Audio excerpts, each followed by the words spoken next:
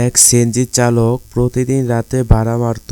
প্রতিদিনের মতো সে যাত্রীর জন্য অপেক্ষা করছিল। এই কই যাবেন? করিতলা বাজারে যাব। অনেক দূরে হইয়া যায়, আর আপনি মাছ নিয়ে এত রাতে গুরুস্থান পার হতে পারবেন না। কেন?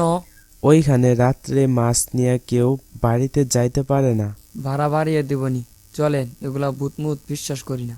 আচ্ছা চলেন, আজকে থেকে বিশ্বাসও করবেন। সিএনজি চালক যখন গুরুস্থানের কাছে চলে আসে তখন গায়েবীভাবে সিএনজি আটকে যায়। কি হলো, থামলেন কেন?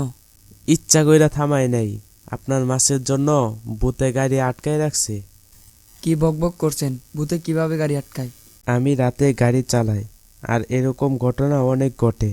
বাড়িতে যাইতে হলে মাছটা রাস্তায় রেখে আসেন। আচ্ছা, দেখি তো কি হয়। এই বলে যখন মাছটি রাস্তায় ছেড়ে দেয় সাথে সাথে সিএনজি চালু হয়ে যায়। এই ঘটনা পর থেকে সে ভূতকে বিশ্বাস করা শুরু করে।